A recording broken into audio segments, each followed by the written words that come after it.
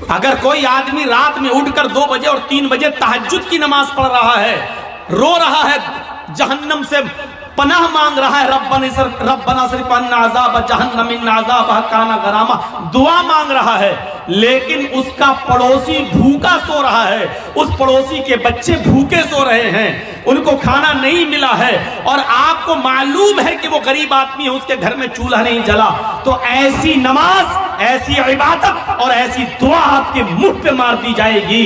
اللہ کے نبی فرماتے واللہ لا یؤمن، واللہ لا یؤمن، واللہ لا یؤمن، اللہ کی قسم وہ مومن نہیں، اللہ کی قسم وہ مومن نہیں، اللہ کی قسم وہ مسلمان نہیں جو خود پیٹ بھر کے کھانا کھا لے اور اس کا پڑوسی بھوکا سو جائے۔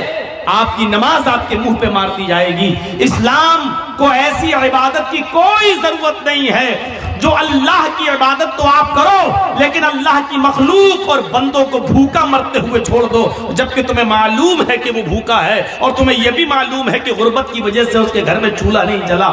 ایسی نمازوں کی کوئی ضرورت نہیں ہے اسلام کو۔ المسلم من سلم المسلمون من لسانہ ویدہ، مسلم شریف کی حدیث کے الفاظ پر غور کرو کہ وہ مسلمان ہو ہی نہیں سکتا جس کی زبان سے اور جس کے ہاتھ سے دوسرے کو تکلیف پہنچتی ہو۔ ہم اپنے سماج پر غور کریں کہ کس کو ہم اپنی زبان سے تکلیف دے دیتے ہیں، کس کو ہم اپنے ہاتھوں سے تکلیف دیتے ہیں، اور ہاتھ کے ذریعے دی ہوئی تکلیف کا زخم تو بھر جاتا ہے لیکن زبان سے دی ہوئی تکلیف کا زخم نہیں بھرتا ہے۔ یاد آتا ہے رہ رہ کر کے اس نے، اچھا یہ وہی آدمی ہے جس نے رہ رہے ہمارے ساتھ، اچھا ہم کو یہ بولا تھا، ہم کو یہ بولا تھا، اس لیے زبان کا لفظ پہلے استعمال کیا۔ من لسانہ ویدہ، وہ مسلمان ہی نہیں جس کی زبان سے اور جس کے ہاتھ سے دوسرے کو تکلیف پہنچتی ہو۔ قرآن کہتا ہے یا ایھا الذین آمنوا ادخلوا فی السلم کافہ، اے ایمانوں والو تم اسلام کے اندر پورے کے پورے داخل ہو جاؤ۔ آج میں آپ کو یہی بتانا چاہتا ہوں آج کی تقریر کے اندر، آج کے خطاب کے اندر، کہ اسلام کے اندر کمپلیٹ داخل ہونا کیا ہے۔ آپ مسجد میں گئے اور نماز ادا کر لی، ہو گئے مسلمان۔ آپ کے اوپر، آپ کے پاس 5 لاکھ روپیہ ہے اور اس 5 لاکھ روپے پر 1 سال گزر چکی ہے، آپ حساب جوڑیے اور حساب ایسے جوڑیے کہ جو سب سے کمتر نصاب کا درجہ ہے وہ آپ کے پاس پورا ہو رہا ہے کہ نہیں ہو رہا ہے، اور سب سے کمتر نصاب کا درجہ یہ ہے کہ 52.5 تولہ چاندی کتنے روپے میں آ رہی ہے، اور اگر 500 روپے تولے کے حساب سے اگر ہم چاندی کو جوڑ لیتے ہیں تو آپ جوڑ لیجئے کہ 52.5 تولے چاندی کتنے روپے میں آ رہی ہے۔ اگر اتنا پیسہ آپ کے پاس ہے اور اس کو 1 سال گزر چکی ہے تو آپ میرے بھائیوں زکوٰۃ آپ دیں گے اور آپ سے 40واں حصہ اس کا لیا جائے گا، یعنی 40 روپے میں 1 روپیہ، 100 روپے میں 2.5 روپے کے حساب سے، اور بہت آرام سے 1 لاکھ روپے میں میرے بھائیوں 52.5 تولے چاندی آج کے اس دور میں آ جائے گی۔ اگر کسی کے پاس 1 لاکھ 1.5 لاکھ روپیہ ہے اور اس کو 1 سال گزر چکی ہے تو آپ کے اوپر زکوٰۃ فرض ہو جاتی ہے۔ غور کرو کہ یہ اسلام کتنا بڑا سماجوادی دھرم ہے جو آپ کو کہہ رہا کہ آپ کو 2.5% آپ کو غریبوں کو دینا پڑے گا، مسکینوں کو دینا پڑے گا، فقیر کو دینا پڑے گا۔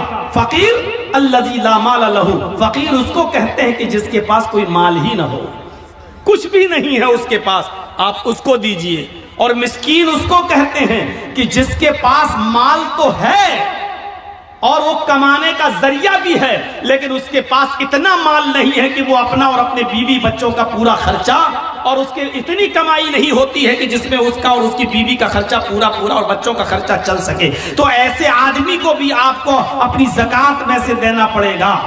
فقیر اور مسکین کی تعریف آپ سن لیجئے۔ فقیر کی تعریف کیا ہے؟ الذی لا مال لہ، جس کے پاس مال ہی نہ ہو، آپ زکوٰۃ اس کو دیں گے۔ اور زکات اس کو دیں گے جو مسکین ہو. مسکین اس کو کہتے ہیں کہ جس کے پاس مال تو ہے, کمانے کا ذریعہ بھی ہے, اس کے پاس رکشہ وغیرہ بھی ہے, کوئی کمانے کا ذریعہ بھی ہے, لیکن اتنا نہیں ہے, اتنی کمائی اور اتنی انکم اس سے نہیں ہوتی ہے کہ وہ اپنا اور اپنے بیوی بچوں کا پیٹ پال سکے اور ان کی پڑھائی لکھائی کا انتظام کر سکے. تو یہ آدمی بھی آپ کی زکات کا مستحق ہے اور آپ اس کو زکات دیں گے, اور جب تک زکات نہیں دیں گے آپ کی نماز آپ کے منہ پہ مار دی جائے گی, کیونکہ آپ اللہ کا حق تو ادا کر رہے ہیں لیکن بندوں کا حق ادا نہیں کر رہے ہیں. آپ نماز پڑھ کر اللہ کا حق ادا کر رہے ہیں, لیکن اس نے تمہیں جو مال دیا اس مال میں سے آپ غریب کو نہیں دے رہے ہیں. ہر مسلمان غور کرے اور سن لیجئے, اگر آپ کے پاس 5 لاکھ روپے ہے تو 2.5 لاکھ کے حساب سے جوڑ لیجئے, 12,500 روپے آپ کے اوپر زکات فرض ہو گئی. اب آپ نکل رہی ہے اور زکات میں آپ مال ہی دیں گے. یہ علماء بیٹھے ہیں, ان سے پوچھ لیجئے, زکات میں آپ مال دیں گے. آپ ایسا نہیں کر سکتے ہیں کہ زکات کا 10,000 روپے کا غلہ لے کر آپ غریبوں کو بانٹ دیں, 10,000 روپے کا گیہوں اور چاول اور کپڑا لے کے آپ غریبوں کو بانٹ دیں. یہ آپ کی زکات ادا نہیں ہوگی. زکات میں آپ مال ہی دیں گے, کیونکہ اب آپ اس کو مالک بنائیں گے اپنے مال کا, اور پھر وہ اپنی ضرورت کے مطابق خرچ کرے گا. آپ اس کو گیہوں دے رہے ہیں لیکن اس کو ضرورت ہے میرے بھائی اپنے بیٹے کے علاج کے لیے. یہ آپ طے نہیں کریں گے کہ آپ غلہ دیں, چاول دیں, گیہوں دیں, کیا دیں. یہ وہ طے کرے گا. آپ اس کو پیسہ دیجئے, آپ اس کو رقم دیجئے, یہ وہ طے کرے گا کہ اس کو اپنے پیسے کو کس چیز میں اور کس ضمن میں خرچ کرنا ہے, یہ وہ طے کرے گا. زکات کسی انسان کو اپنے مال کا مالک بنانے کا نام ہے. آپ اپنا پیسہ کسی غریب کو دے کر اس کو مالک بنا دیجئے, وہ اپنے حساب سے اس کو خرچ کرے گا. اب آپ کہیں گے مولانا صاحب اگر اس کو چاول اور گیہوں نہ دے, وہ شراب پی جائے تو یہ اس کا ایمان جانے, یہ اس کا دل جانے, وہ آپ اپنے قرض سے اور فرض سے آپ ادا ہو جائیں گے. اگر وہ ایسا کرتا ہے تو آپ کو تو ثواب ملے گا, لیکن وہ گناہگار ہوگا. اور آپ کو اگر گیہوں اور کپڑا, چاول یہ سب دینا ہے تو زکات کے علاوہ مزید آپ صدقہ اور خیرات جب کریں تو اس میں سے آپ دیجئے, کوئی نہیں روکتا ہے آپ کو, لیکن زکات میں آپ اس کو مال ہی دیں گے. تو میرے پیارے ساتھیوں, اسلام کے اندر ہمیں پورے کے پورے داخل ہو جائیں, یہی اسلام ہے. یا اسی کو اللہ تبارک و تعالی نے فرمایا, یا ایھا الذین آمنوا ادخلوا فی السلم کافہ, اے ایمانوں والو تم اسلام کے اندر پورے کے پورے داخل ہو جاؤ. یہ اسلام نہیں ہے ہم دوسروں کو تکلیف دیں, ہم دوسروں کو پریشان کریں, ہم دوسروں کے لیے مصیبت بن جائیں. جانتے ہو تذکرۃ الحفاظ میں علامہ شمس الدین ذہبی رحمۃ اللہ علیہ نے ایک واقعہ نقل کیا ہے. ذرا اس واقعے کی طرف ہم آپ کی رہنمائی کرتے تو آپ کو پتہ چلے گا کہ واقعہ کیا. 2 صحابہ کی دکانیں ایک ساتھ تھیں, 2 صحابیوں کی دکانیں ایک ہی ساتھ تھیں. ہوتا ہے ادھر بھی چائے کی دکان, ادھر بھی چائے کی دکان, ہوتا ہے ادھر بھی موبائل کی دکان, آپ کے پڑوس میں بھی موبائل کی دکان, کمپٹیشن چل رہا ہے. میرے بھائیوں 2 صحابی کی دکان اور دونوں کپڑے کی دکان. اور آؤ میں آپ کو بتاؤں کہ سچا مسلمان کون ہے. مسلمان اپنے آپ کو کہہ دینا ایک الگ بات ہے, لیکن اپنے آپ کو سچا مسلمان بنانا یہ بہت بڑی بات ہے. اور آج ہم آپ کو سچے آپ مسلمان تو ہیں, لیکن غور کریں کہ سچے مسلمان ہیں یا نہیں. آپ مسلمان کے دعوے دار تو ہیں, لیکن یہ غور کرو کہ ہم سچے مسلمان ہیں یا نہیں. 2 صحابی کی دکان اور دونوں کپڑے کی دکان. ایک کسٹمر آیا اور ایک صحابی کی دکان پر پہنچ جاتا ہے اور ان سے کپڑا خریدتا ہے, کپڑا بیچ دیا جاتا ہے. اس زمانے میں مول بھاؤ نہیں ہوتا تھا, اتنے کا اتنا دے دیا, کیونکہ اتنا مانگا ہی نہیں جاتا تھا کہ آدمی ضرورت سے زیادہ مانگے اور پھر وہ مول بھاؤ ہو. اور آج بھی یہ انڈین پاکستانی لوگ جو سعودی عرب میں اندر جو آج پہنچ گئے, ان لوگوں نے ماحول خراب کر کے رکھ دیا ہے وہاں پر. ورنہ سعودی عرب کے اندر بھی مول بھاؤ نہیں ہوا کرتا تھا, جتنا مانگا اتنا دے دیا گیا, کیونکہ وہ نہ زیادہ ڈیمانڈ کرتے تھے اور نہ زیادہ پیسے. یہ یہاں کے اور پاکستانی, بنگلہ دیشی اور ان لوگوں نے جا کر وہاں پر اپنا انڈیا اور پاکستان والا ایشیا کا فارمولہ استعمال کیا کہ زیادہ مانگو کم ہوتے ہوتے پھر ہم اتنے پہ آ جائیں گے. تو یہ اب چلنے لگا ہے، پہلے نہیں چلتا تھا۔ میرے پیارے ساتھیوں، ان دو صحابیوں کی دکان قریب قریب میں تھی۔ ایک کسٹمر آیا اور اس نے کپڑا خریدا اور کپڑا لے کر چلا گیا۔ تھوڑی دیر کے بعد دوسرا کسٹمر آیا، وہ بھی اسی دکان پر آیا، اس نے بھی ایک کپڑا خریدا اور چلا گیا۔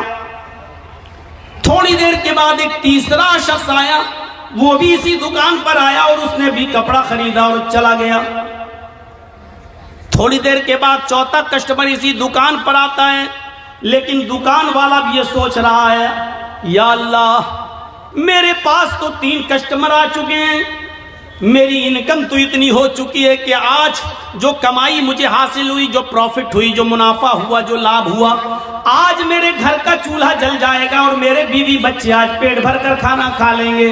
لیکن میرے پڑوس میں جو کپڑے کی دکان کھولے ہوئے ہیں، میرا بھائی، ایک مسلم بھائی، میرے ہی برادری کا ایک بھائی جو دکان کھولے ہوئے، اس کے پاس ایک بھی کپڑا نہیں بکا ہے، اس کی بھی بیوی ہے، اس کے بھی بچے ہیں۔ اگر آج اس کا کپڑا نہیں بکا تو اس کے گھر میں چولہا کیسے جلے گا، اس کے گھر میں کھانا کیسے بنے گا؟ وہ بھی کثیر العیال ہے، اس کے بھی بچے ہیں، زیادہ بیٹے بیٹیاں ہیں، اس کے گھر میں بھی چولہا جلنا چاہیے۔ تو اس صحابی نے چوتھے کسٹمر سے کہا، جو کپڑا تم خریدنا چاہتے وہ کپڑا میرے پاس ختم ہو گیا ہے، اس سے بھی اچھی کوالٹی کا کپڑا میرے فلاں بھائی کی دکان پر ہے، تم پڑوس میں جا کر خرید لو۔ اس آدمی کو اس نے اس دکان کی طرف ریفر کر دیا اور اس آدمی نے کپڑا بیچ دیا۔ تھوڑی دیر کے بعد ایک اور کسٹمر آیا، اس صحابی نے اس کسٹمر کو بھی اس کی دکان پر بھیج دیا اور پھر نماز پڑھنے کے لیے چلا گیا۔ عصر کی نماز کا وقت تھا، جب وہ عصر کی نماز پڑھ رہا تھا تو کہہ رہا تھا، الہ العالمین، جھوٹ بولنا تیرے نبی کے قانون کے خلاف ہے، تیرے نبی کے فرمان کے خلاف ہے۔ اے اللہ میں نے جھوٹ بولا ہے، مجھے معاف کر دینا۔ اے میرے پروردگار، میرے پاس وہ کپڑا موجود تھا لیکن میرے بھائی کی ہمدردی نے مجھے اندر سے جھنجھوڑ دیا ہے، اس لیے میں نے یہ کہہ دیا ہے کسٹمر سے کہ وہ کپڑا میرے پاس نہیں، میرے بھائی کے پاس ہے۔ اے اللہ میرے اس جھوٹ کو تو جھوٹ میں مت لکھنا، کیونکہ تو اچھی طریقے سے جانتا ہے کہ میری نیت جھوٹ بولنے کی نہیں تھی بلکہ اپنے بھائی کی ہمدردی کرنے کی تھی، اور میں اس میں کامیاب ہوا۔ اے اللہ اگر تجھے میری یہ نیکی پسند ہوئی ہو تو اس نیکی کو قبول فرما لے۔ آج کے اس کمپٹیشن کے دور میں اپنے گریبانوں کے بٹن کھول کر جھانکو اور بتاؤ ایسا دکاندار آج کے زمانے میں کون ہے، اور کون یہاں سے کھڑا ہو کر کہہ سکتا ہے کہ ہم پکے اور سچے مسلمان ہیں؟ کوئی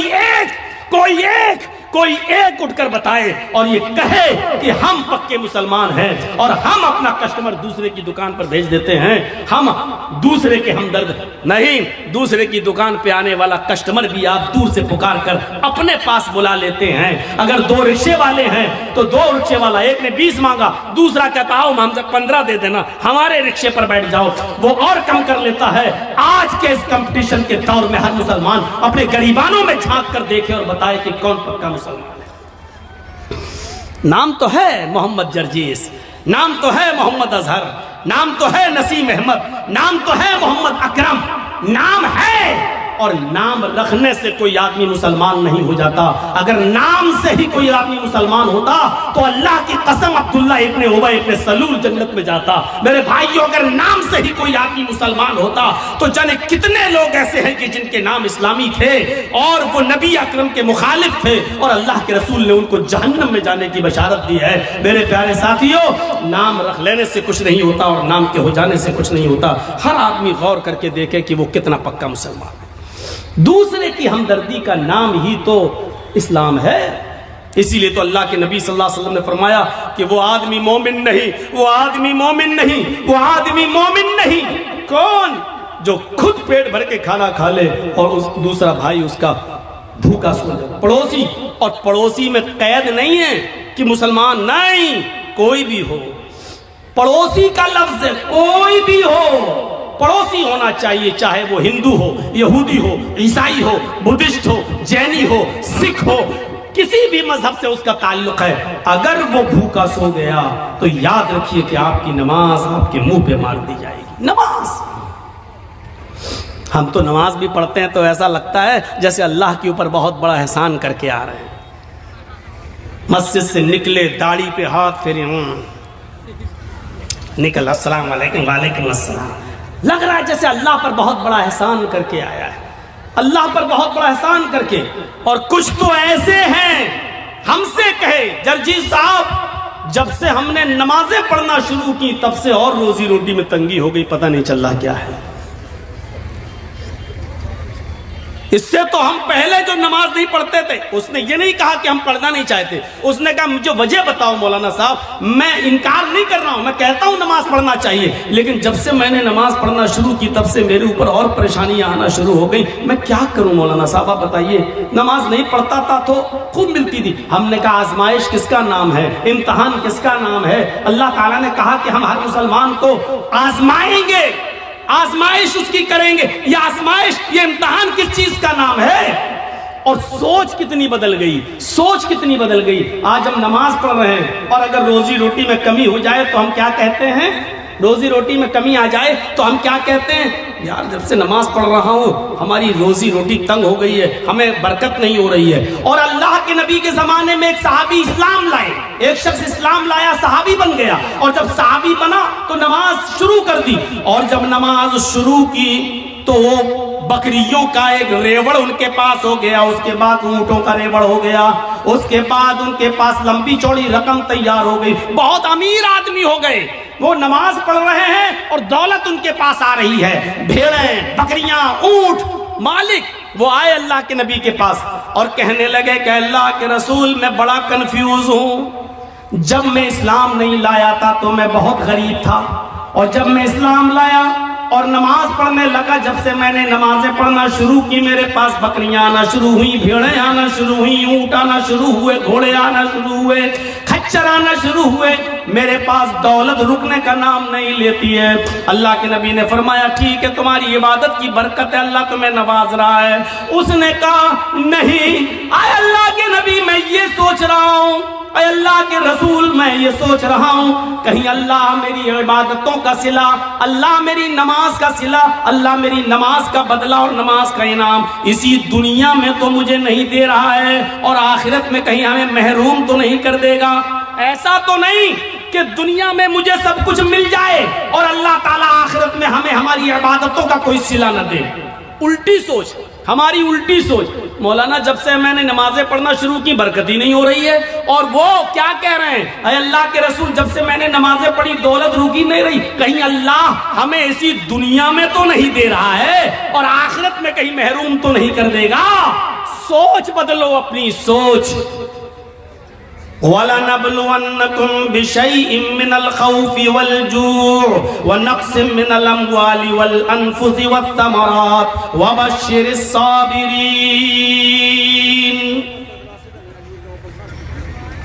اللہ کہتا ہم تمہیں آزمائیں گے.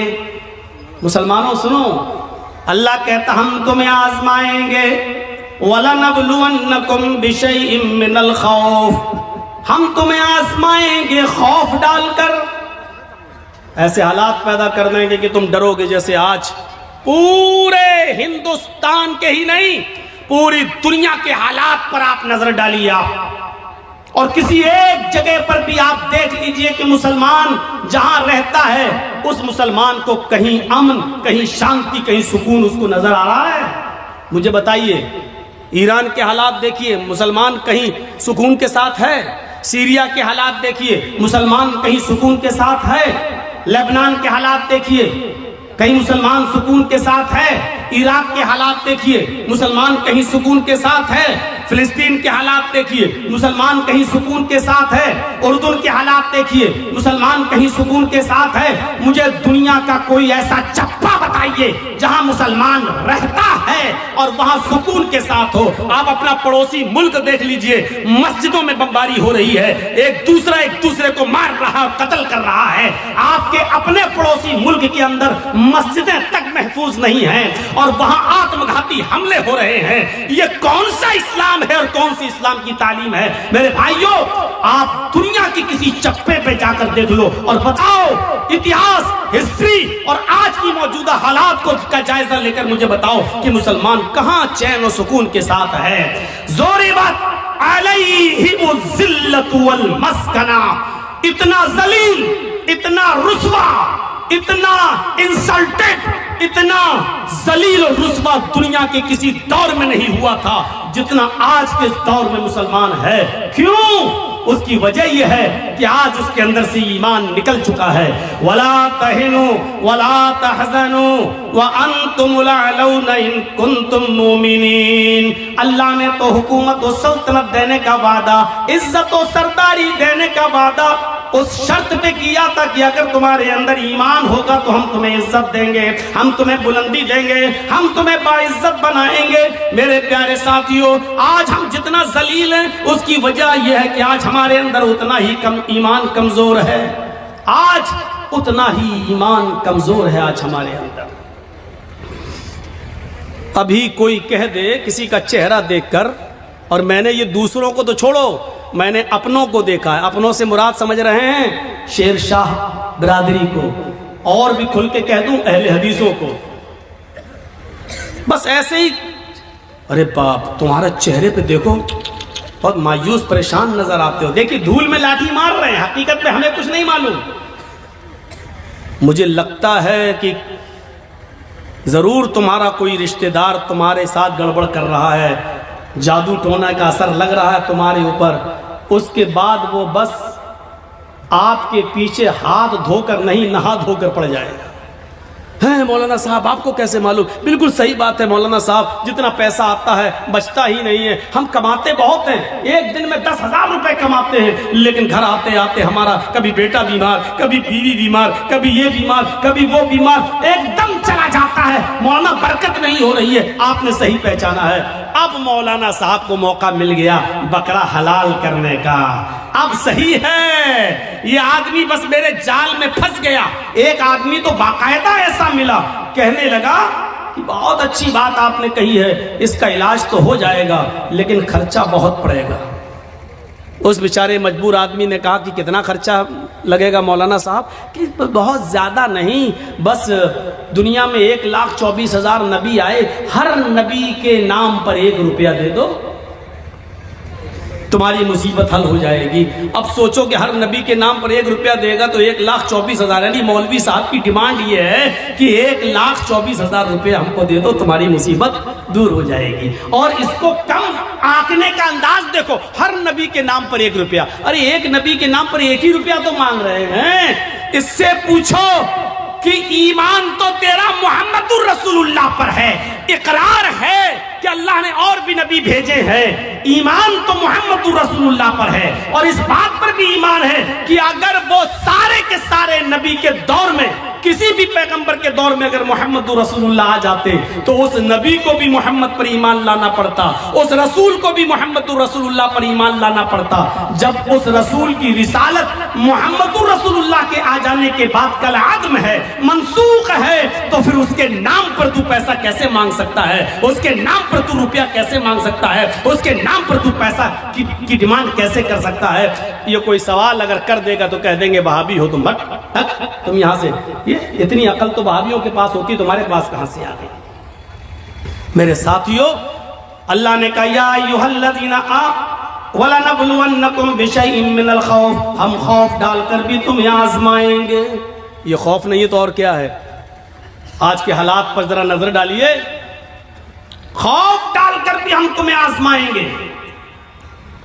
وَالْجُوعُ، ایسے حالات پیدا کر دیں گے کہ تم بھوکے رہنے پر مجبور ہو جاؤ گے، کاروبار فیل، صبح کھا لیا تو شام کو بھوکے، شام کو کھا لیا تو صبح بھوکے، بھوک سے تم تڑپنے لگو گے، ہم تمہیں بھوکا رکھ کر بھی آزمائیں گے۔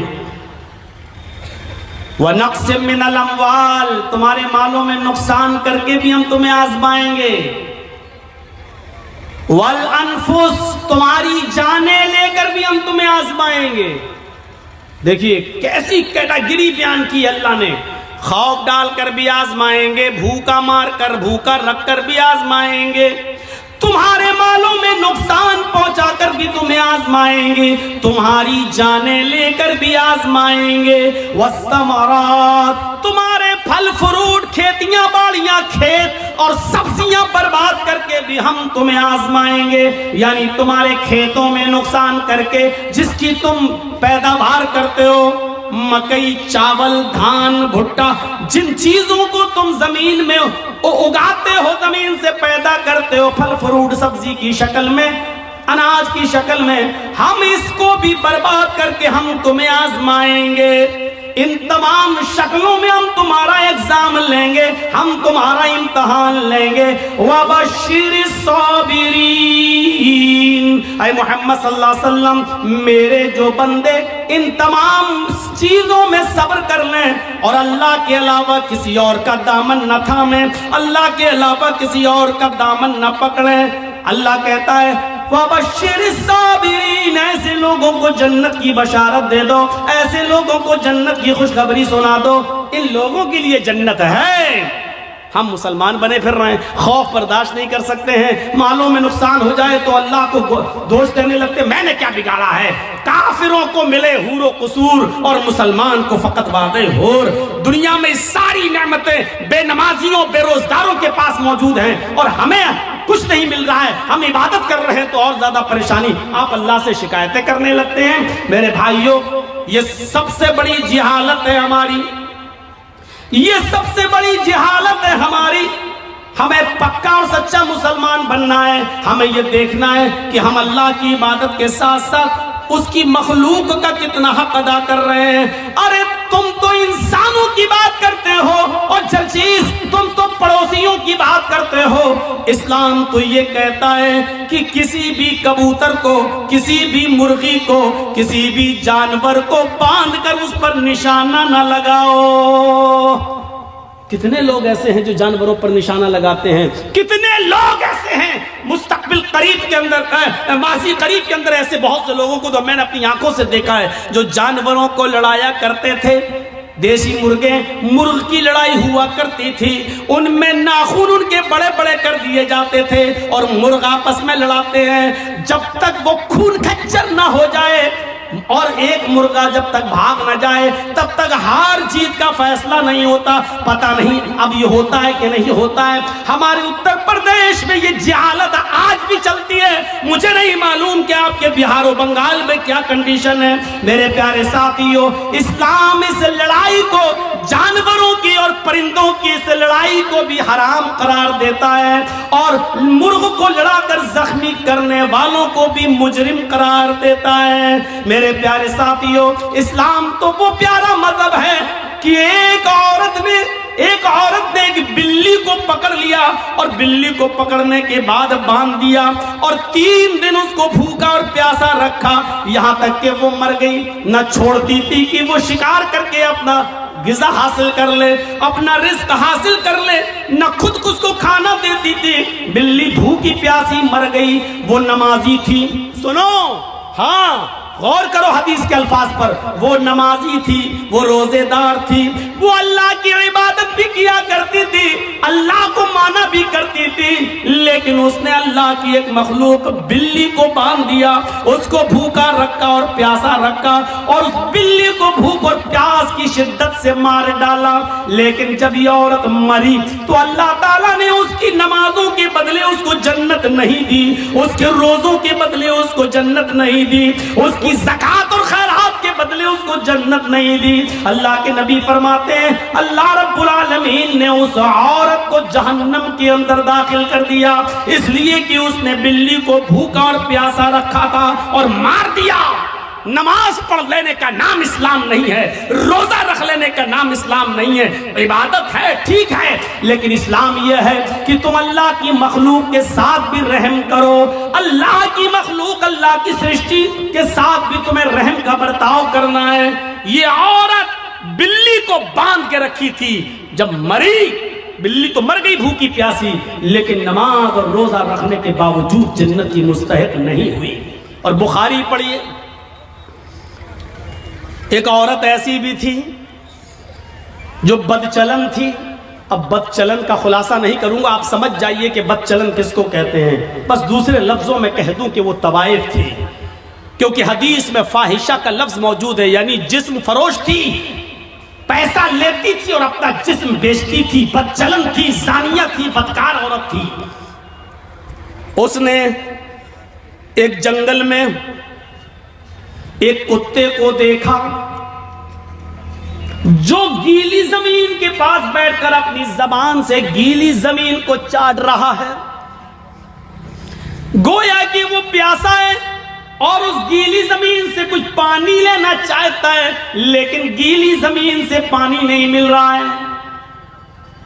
حدیث کے الفاظ ہیں، اس عورت کو اس کتے پر رحم آ گیا، اس نے اپنا موزہ اتارا، ایک روایت میں آتا ہے اس نے اپنی اوڑھنی اپنا دوپٹہ اتارا، اس نے اس دوپٹے کو کنویں میں ڈالا، ایک حدیث میں آتا ہے کہ اس نے اپنا موزہ، چمڑے کا موزہ چلتا تھا، وہ چمڑے کا موزہ اتارا، اپنی اوڑھنی میں باندھا اور اس اوڑھنی کو چمڑے کے موزے کے ساتھ جب کنویں میں ڈالا تو کنویں کا پانی اس موزے میں، اس چمڑے کے ساکس میں آ گیا، پورا موزہ اس نے پانی سے بھر لیا اور وہ کتے کے پاس آئی اور اس نے پانی اس کتے کے منہ کے پاس الٹ دیا، کتے نے اپنی زبان سے چاٹ چاٹ کر وہ پانی پی لیا۔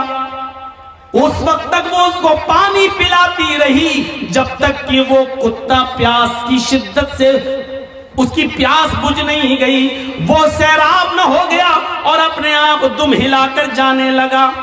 غور کرو اے مسلمانوں، یہ عورت بد چلن تھی، یہ عورت زانیہ تھی، یہ عورت جسم فروش تھی، اس نے نمازیں نہ پڑھی تھی، روزہ نہیں رکھا تھا، لیکن ایک کتے کو پانی پلایا، وہ رحمان اور رحیم کی رحمت ایسی جوش میں آئی، اس رب العالمین کی رحمت ایسی جوش میں آئی کہ جب یہ عورت مری تو اللہ کو اس کی یہ نیکی پسند آئی اور اللہ نے اس عورت کو جنت کے اندر داخل کر دیا۔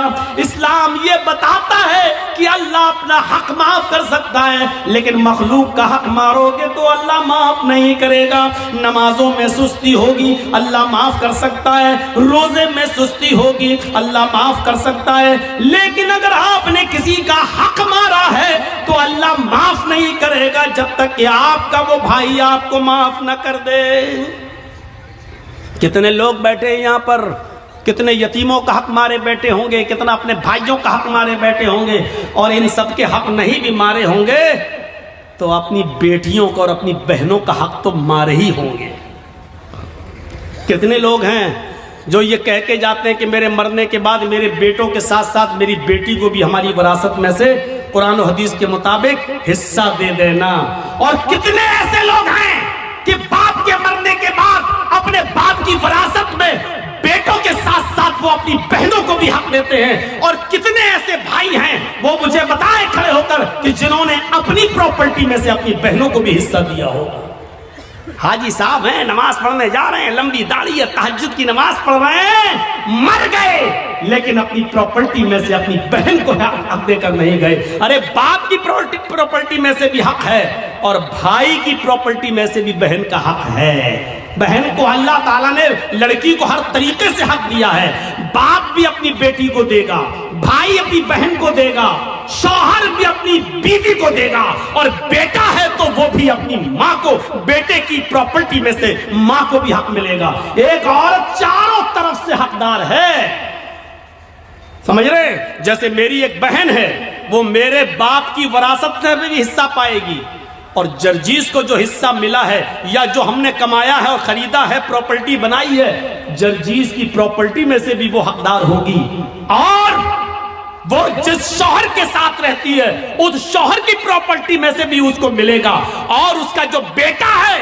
بیٹا اگر زمیندار ہے اور جائیداد کا مالک ہے یا کسی حصے کا حقدار ہے تو اس میں سے بھی اس کی ماں یعنی میری بہن اس میں سے بھی حصہ پائے گی۔ غور کرو، اسلام نے عورت کو اتنی بلندیوں سے نوازا ہے۔ یہ میڈیا کے لوگ جو اچھالتے ہیں اور ہانکتے پھرتے ہیں اور کہتے ہیں کہ اسلام نے ظلم کیا ہے، ظلم کیا ہے، ظلم، یہ ظلم نہیں ہے۔ مجھے بتاؤ کہ باپ کی بھی وراثت میں سے، بیٹے کی بھی وراثت میں سے، بھائی کی بھی وراثت میں سے اور شوہر کی بھی وراثت میں سے ایسا کون سا مذہب ہے اور ایسا کون سا سمپردائے ہے جو اپنے بہن، بیٹی، بیوی کو حق دیتا ہو؟ میرے بھائیوں، یہ اسلام ہے جس نے عورت کو اتنی عزتوں سے نوازا ہے۔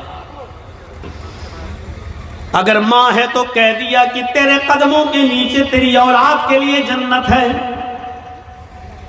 अगर बीवी है तो कह दिया जो तुम खाओ वो अपनी बीवी को खिलाओ, जो तुम पहनो वो अपनी बीवी को पहनाओ। खबरदार अपनी बीवी के गाल पर कभी थप्पड़ मत मारना।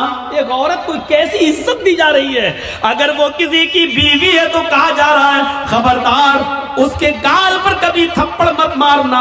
गाल पर थप्पड़ मारने का मतलब ये नहीं है कि गाल पर न मारो, पीठ पे खूब ठोको। तो मौलाना साहब तो कह रहे हैं गाल पे मत मारो, इसका मतलब गाल के अलावा जहां चाहो वहां मार सकते हो। गाल को बोलने का मतलब यह है कि सबसे ज्यादा नाजुक हिस्सा ये गाल होता है, यहां मारेंगे हो सकता है कि उसने अपने आप को बचाया और आंख में हाथ लग जाए, उंगली चली जाए और उसकी आंख फूट जाए।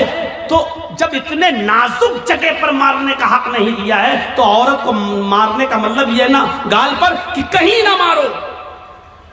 किसी कंडीशन में दिया है इजाजत, हम उस तरफ अभी नहीं जाना चाहते हैं, परमिशन दी है किसी कंडीशन में, लेकिन उसमें भी इतने एहतियात के साथ कि तुम हल्की फुल्की मार सकते हो, वो भी तब जब आपकी बीवी आपके मना करने के बावजूद और पंचायत का फैसला मानने के बावजूद भी आपके अलावा किसी दूसरे मर्द को अपने बिस्तर पे बुलाती है और उसके साथ रंग रलियां मनाती है और समझाने के बावजूद भी नहीं मानती है। तो अब एक आखिरी रास्ता यह है कि उसको हल्की फुल्की मार सकते हो, लेकिन उस वक्त भी गाल पर नहीं, और इतनी भी नहीं कि पीठ पर लकड़ी और डंडों के निशान बन जाएं, इतना भी नहीं। और जब आपकी इस मार से भी वो रास्ते पे ना आए तब आप तलाक के बारे में सोचें, और उसमें भी मोहलत दी कि डायरेक्ट 3 तलाक़ें मत दो, तलाक तलाक तलाक, डायरेक्ट उसको बंदूक की 3 गोली उसके ऊपर मत धमक दो कि बेचारी की जान ही चली जाए। उस कंडीशन में भी बताया कि उसको 1 तलाक दो जब वो हालत तोहर में हो, बाकी की हालत में हो, और फिर सोचने और समझने का मौका दो। और फिर जब वो दूसरा महीना आए और फिर वो दूसरे महीने तक नहीं मानती है, फिर भी हरकतें कर रही है, और दूसरे महीने में जब वो हालत तोहर में हैज से पाक हो जाए तब आप उसको दूसरी तलाक दे सकते हो। ताकि ये बहुत लंबा एक अरसा हो, यानी इतना मौका दिया है कि एक कमजोर दिल की औरत डर जाएगी नहीं, इतना अब तो आखिरी रह गई है। 3रे महीने में जहां तीसरी तलाक दी, हम हमेशा के लिए हराम हो जाएंगे, मेरे बच्चों का क्या होगा, ये सोचने और समझने का पूरा मौका दिया है। इससे पहले अगर वो मान जाती है तो आप भी मान जाओ और उसको अपनी बीवी की शक्ल में कबूल कर लो, स्वीकार कर लो। मेरे भाइयों, बहुत संजीदा मजहब है इस्लाम। इस्लाम के अंदर पूरे के पूरे दाखिल होने का मतलब ही यह है कि उसने जिन कामों के करने का हुक्म दिया उन कामों को करो, और जिन कामों से रोकने का हुक्म दिया उनसे रुक जाओ। यही है इस्लाम।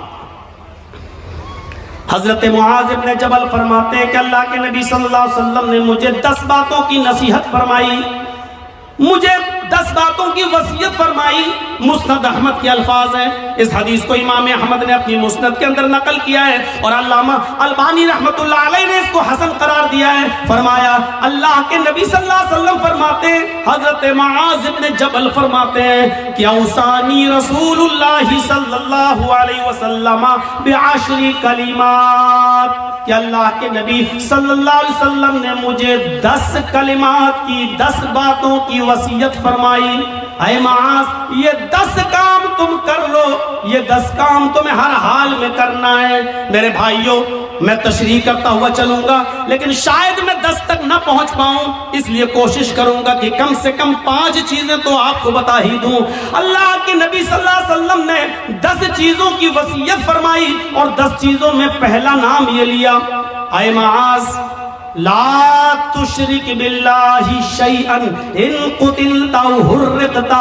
ऐ मुआज, तुम कभी किसी भी हाल में अल्लाह के साथ शिर्क मत करना, अल्लाह के साथ किसी को शरीक मत ठहराना, अल्लाह के साथ कभी किसी भी हाल में किसी को शरीक मत करना। इन कुतिलता औ हुर्रिकता, अगरचे तुम्हें कत्ल कर दिया जाए या तुम्हें आग में जला दिया जाए। अरे भाई, 1 घंटा हो गया बोलते हुए, अब तो बैठ जाओ सही से, लगता है स्प्रिंग लगा हुआ है आपके। कुतिलता, अगरचे कत्ल कर दिया जाए। शिर्क बड़ी अजीब चीज है। शिर्क अरबी में शिर्क है, और इसी को अगर हिंदी में कहें तो बहु ईश पूजा, बहुदेववादियत, بہت سی دیوی اور دیوتاؤں پہ آستھا رکھنا، بہو ایش پوجا، ایک ایشور کو چھوڑ کر بہت سے خدا بنا لینا، اسی کو شرک کہا جاتا ہے۔ مجبوری کی کنڈیشن میں اسلام کفر کی اجازت تو دیتا ہے۔ ایک یاد رکھیے گا مسئلہ، آپ کی جان جا رہی ہو، لوگ پسٹل لے کر کھڑے ہوں، آپ جنگل میں اکیلے ہوں، آپ کے دشمن آپ کو قتل کرنا چاہتے ہیں اور آپ سے کفر کرانا چاہ رہے ہیں اور کہہ رہے ہیں کہ یہ کفر کر ورنہ تیری جان لے لوں گا، تو اپنی جان بچانے کے لیے کفر کی اجازت تو ہے۔ مطلب اگر وہ یہ کہیں کہ اللہ کو مانتے ہو کہ ہاں، اللہ کا انکار کر، بندوق لیں، کمپٹی پہ رکھ دیں، اللہ کا انکار کر، آپ جانتے ہیں یہ لوگ شوٹ کر دیں گے، مار دیں گے، بڑے ضدی لوگ ہیں، تو اللہ کا انکار کرنے سے اگر جان بچ رہی ہے تو بچا لو۔ میں نے اپنی اسپیڈ تھوڑی کم کر دی سمجھانے کے لیے۔ سمجھیے پہلے کفر کس کو کہتے ہیں اور شرک کس کو کہتے ہیں۔ کفر بھی حرام ہے، شرک بھی حرام ہے، لیکن کنڈیشن دیکھیے کیا ہے۔ اسلام کے اندر سور کا گوشت بھی حرام ہے، لیکن اگر جان جا رہی ہے آپ کی اور حلال چیز کوئی نہیں مل رہی ہے تو جان بچانا بھی فرض ہے۔ اگر آپ کو سور کا گوشت مل رہا ہے کھانے کے لیے تو اسلام پرمیشن دیتا ہے کہ اگر سور کا گوشت کھا کر جان بچ رہی ہے تو جان بچا لو، لیکن پیٹ بھر کے نہیں کھانا ہے، صرف اتنا ہی کھانا ہے جتنے میں کھا کر تمہاری جان بچ سکتی ہو۔ یہ کنڈیشن ہے، جان بچانا فرض ہے۔ لیکن کہیں فرض ہونے کے باوجود اسلام کیٹیگری دیکھیے، مجبوری ہے اور جان جانے والی ہے، کفر سے کرنے سے تو جان بچ رہی ہے۔ اللہ کے نبی فرماتے ہیں کہ کفر سے جان بچ رہی ہے تو بچا لو، لیکن دل سے اللہ کا انکار مت کرنا، ان کے منہ پہ کہہ دینا ہاں نہیں میں اللہ کو مانتا ہی نہیں ہوں، میں اللہ کو مانتا، صرف زبان سے کہنا، دل میں عقیدہ نہیں ہونا چاہیے۔ اور جب وہ چھوڑ دے تمہیں تو گھر پہ آؤ کہ اللہ تو میرے دل کا حال جانتا ہی ہے، میں نے مجبوری میں کہہ دیا تھا، اے اللہ میں دل سے تجھے مانتا ہوں اور تیرا اقرار کرتا ہوں، اشہد ان لا الہ الا اللہ و اشہد ان محمدا عبدہ و رسولہ۔ آپ کا اسلام کوئی فرق نہیں پڑے گا، کیونکہ آپ نے جان بچانے کے لیے اللہ کا انکار کیا۔ اللہ کا انکار کرنے سے جان بچ رہی ہے تو بچا لو، لیکن یہاں کنڈیشن کیا ہے؟ لا تشرک باللہ شیئا ان قتلت او حرقت۔ یہاں اسلام، اللہ کے نبی کیا کہہ رہے ہیں؟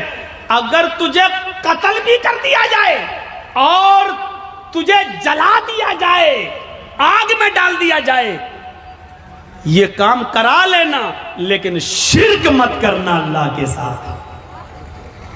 اللہ کے ساتھ شرک مت کرنا۔ مولانا جرجیس مر گئے، جرجیس کی قبر بن گئی، جرجیس کا مزار بن گیا، بیٹا بیٹی اللہ سے مانگو، آئے اللہ 10 سالیں ہو گئی، بیٹا نہیں ہوا، بیٹی نہیں ہوئی، اللہ مجھے نیک بیٹا دے، مجھے نیک بیٹی دے، ٹھیک ہے۔ اب آپ جرجیس کے پاس قبر پہ چلے جاؤ، مزار پہ، اور کہو بہت اچھے آدمی تھے، آئے اللہ تو ڈائریکٹ میری نہیں سنتا ہے، ان کے وسیلے سے ہم دعا کر رہے ہیں، جرجیس صاحب تم میری دعا لے کے اللہ کے پاس چلے جاؤ، جرجیس صاحب مجھے اللہ سے بیٹا بیٹی دلوا دو۔ یہی شرک ہے۔ میں نے کہہ دیا جو کہنا تھا، سمجھداروں کے لیے اشارہ کافی ہے، کوئی ضروری ہے کسی کا نام لیا جائے؟ جب بغیر نام لیے بات بن رہی ہو تو نام نہیں لینا چاہیے۔ میرے بھائیوں، میں نے اپنا نام لے لیا اور کلیئر کر دیا، یہ شرک ہے کہ اللہ کو چھوڑ کر کسی اور کو پکارا جائے، کسی اور سے مانگا جائے۔ اذا سألت فاسأل اللہ، سوال کرو تو اللہ سے، وَإِذَا اسْتَعَنْتَ فَاسْتَعِنْ بِاللَّهِ، اور جب مدد طلب کرو تو اللہ سے۔ میرے بھائیوں، کوئی کمپٹی پر بندوق رکھ کر یہ کہے کہ میں اس پوری قوم کا سردار ہوں، مجھے سجدہ کر، میرے سامنے جھک، میرے سامنے سجدہ کر، یا میرے سردار کو سجدہ کرو، یہ میرے سردار ہیں، تو اللہ کا انکار کر کے جان بچ رہی ہے تو بچا لو، لیکن اگر کسی کو سجدہ کر کے جان بچ رہی ہے تو یہاں اسلام آپ کو جان بچانے کی اجازت نہیں دیتا، سجدہ کرنے کی اجازت نہیں دیتا۔ یہاں کہا ہے اللہ کے رسول نے، اے معاذ شرک مت کرنا، اللہ کا انکار کر کے جان بچ رہی ہے تو بچا لینا، لیکن اگر اللہ کے علاوہ کسی غیر کو سجدہ کرنا پڑے تو کسی غیر کے سامنے سر جھکا کر اپنی جان مت بچانا۔ اگر وہ تمہیں مارنا چاہے تو مار دیں، قتلتا قتل کرنا چاہے تو قتل کر دیں، حرقتا جلا کر آگ میں ڈال کر تمہیں کوئلہ بنانا چاہے تو بنا دیں، راکھ کرنا چاہے تو کر دیں، یہ اپنے جسم کو دنیا میں کرا لینا، لیکن کسی غیر کے سامنے سجدہ مت کرنا۔ اوف، اب آپ سمجھ گئے کتنی امپورٹنٹ بات ہے۔ اب ہر مسلمان غور کرے کتنا پرسنٹ مسلمان ہے۔ پہلے تو یہ غور کرے کہ وہ مسلمان ہے یا نہیں، پھر یہ غور کرے ہے تو کتنا پرسنٹ وہ مسلمان ہے۔ مجھے تو نہیں لگتا کہ کوئی آدمی 10% بھی کہہ سکے کہ میں 10% بھی مسلمان ہوں۔ آگے آنے والے واقعات، ابھی ہم چل رہے ہیں آپ کی طرف۔ میرے بھائیوں، عقل بھی نہیں مانتی اس بات کو۔ آپ بتائیے، آپ یہاں رہتے ہو بھلکی میں، اور آپ کی بیوی بھلکی میں رہتی ہے، اور آپ محنت کرنے دلی گئے، اور دلی میں کوئی آدمی محنت کر رہا ہے، یہاں سے آیا بیچارہ اور وہ گھومنے آیا، آپ ہی کے گاؤں کا ہے بھلکی کا۔ اب آپ نے دلی میں ایک ساڑی خریدی 5000 کی، 10,000 روپے کی خوبصورت ساڑی خریدی، اور خوبصورت ساڑی اس کے ہاتھ میں دے کر کہا کہ بھائی تم تو بھلکی جا رہے ہو نا، اتر دیناج پور میرے گاؤں میں جا رہے ہو نا، ایسا کرو کہ یہ ساڑی میری بیوی کو دے دینا۔ شوہر نے محنت کی، مزدوری کی، اچھا کمایا، اور اس کے بعد ایک ساڑی خرید کر اپنے دوست کو دی اور کہا کہ میرے گاؤں میں جانا اور میری بیوی کو دے دینا۔ دوست گھر پہ آیا، دروازے کو دستک دی، بیوی نے دروازہ کھولا، آئیے بیٹھیے۔ کیا ہوا؟ اے آپ کے ہسبینڈ نے آپ کے لیے ساڑی بھیجی ہے۔ اس نے ساڑی دی، اوہ اتنی خوبصورت ساڑی، آئیے آئیے بیٹھیے، چائے پی کے جائیے۔ اس نے دروازے کھولے۔ اب حقیقت کیا ہے؟ اس عورت کو تعریف کس کی کرنا چاہیے، شوہر کی یا ساڑی دینے والے کی؟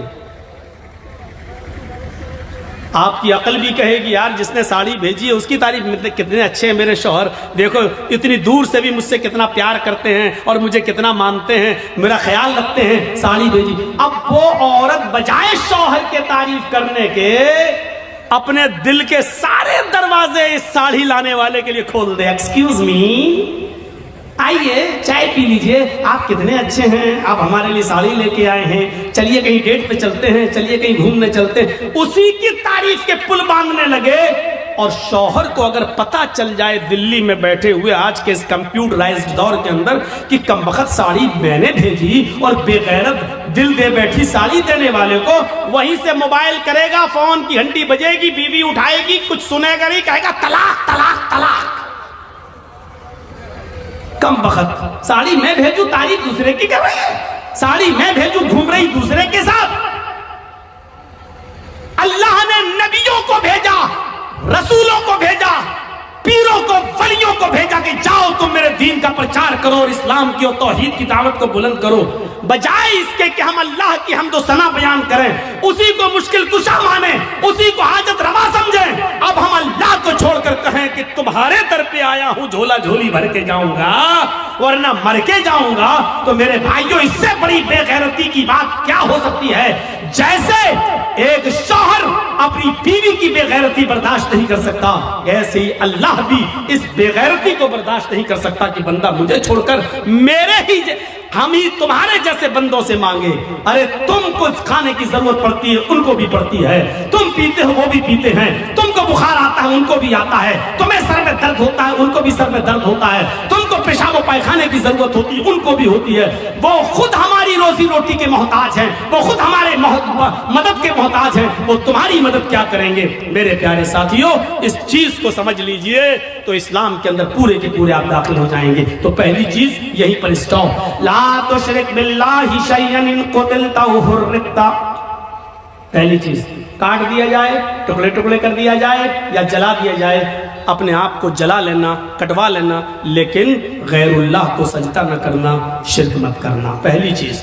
دوسری چیز